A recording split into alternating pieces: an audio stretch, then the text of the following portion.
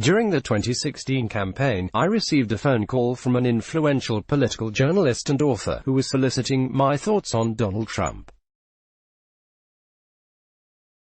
Trump's rise in the Republican Party was still something of a shock, and he wanted to know the things I felt he should keep in mind as he went about the task of covering Trump.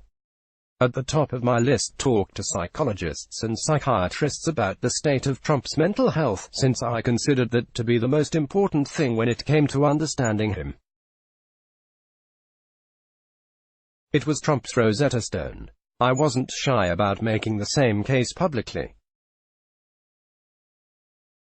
During a July 14, 2016, appearance on CSPAN's Washington Journal, for example, I responded to a pro-Trump caller who was upset that I opposed Trump despite my having been a Republican for my entire adult life and having served in the Reagan and George H.W. Bush administrations and the George W. Bush White House. I don't oppose Mr.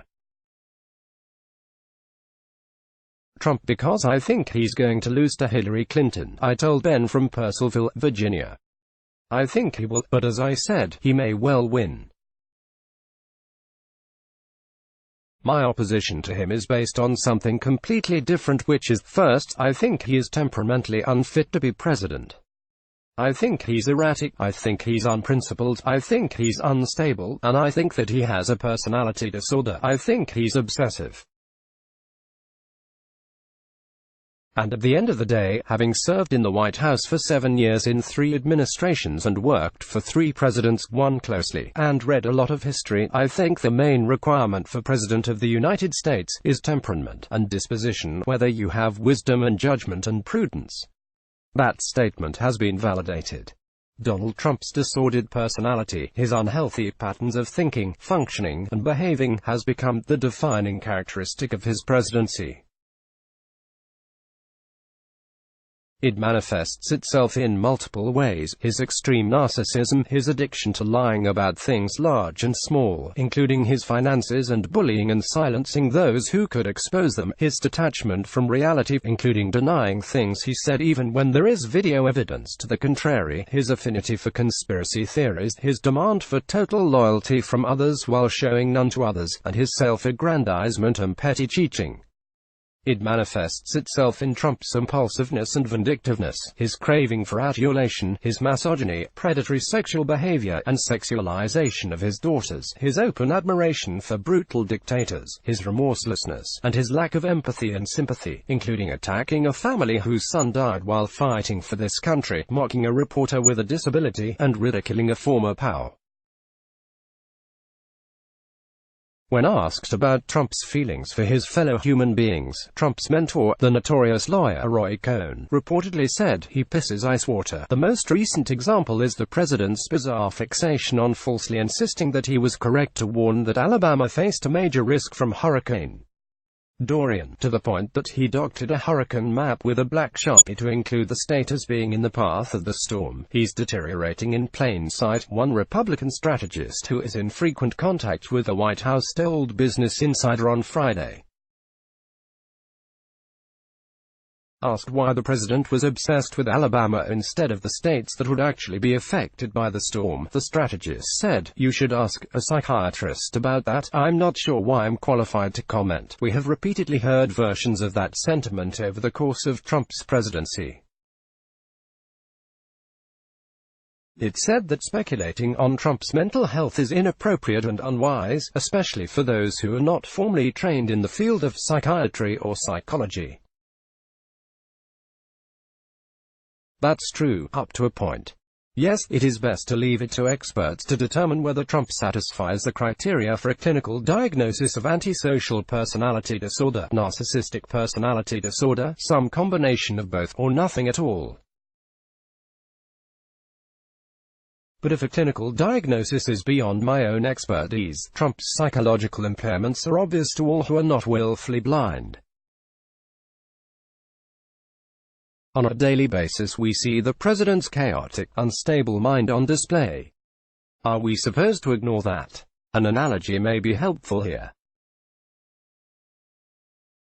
If smoke is coming out from under the hood of your car, if you notice puddles of oil under it, if the engine is overheating and you smell burning oil, you don't have to be a car mechanic to know that something is wrong with your car. Accepting the reality about Trump's disordered personality is important and even essential. For one thing, it will help us to better react to Trump's freak show. Even now, almost 1,000 days into his presidency, the latest Trump outrage elicits shock and disbelief in people. The reaction is, "Can you believe he said that and did this?" To which my response is, "Why are you surprised?" It's a shock only if the assumption is that we're dealing with a psychologically normal human being. We're not. Trump is profoundly compromised, acting just as you would imagine a person with a disordered personality would.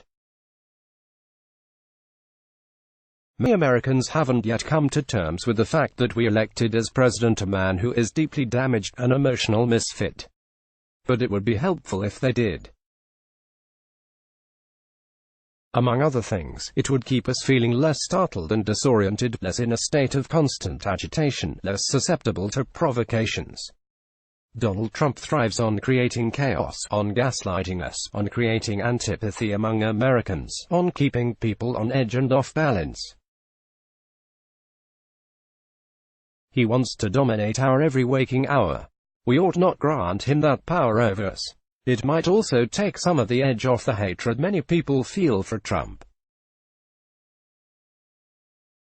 Seeing him for what he is, a terribly damaged soul, a broken man, a person with a disordered mind, should not lessen our revulsion at how Trump mistreats others, at his cruelty and dehumanizing actions. Nor should it weaken our resolve to stand up to it. It does complicate the picture just a bit, though, eliciting some pity and sorrow for Trump. But above all, accepting the truth about Trump's mental state will cause us to take more seriously than we have our democratic duty, which is to prevent a psychologically and morally unfit person from becoming president. The office is too powerful, and the consequences are too dangerous, to allow a person to become president who views morality only through the prism of whether an action advances his own narrow interests, his own distorted desires, his own twisted impulses.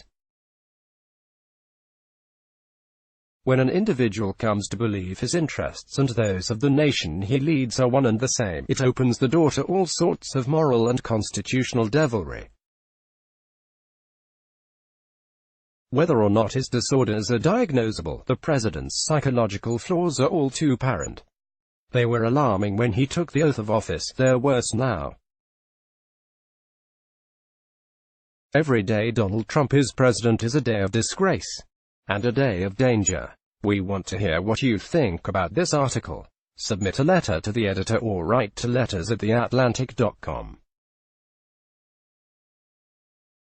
Peter Weiner is a contributing editor at The Atlantic and a senior fellow at the Ethics and Public Policy Center. He writes widely on political, cultural, religious, and national security issues, and he is the author of The Death of Politics: How to Heal Our Frayed Republic After Trump. Let's block ads. Why?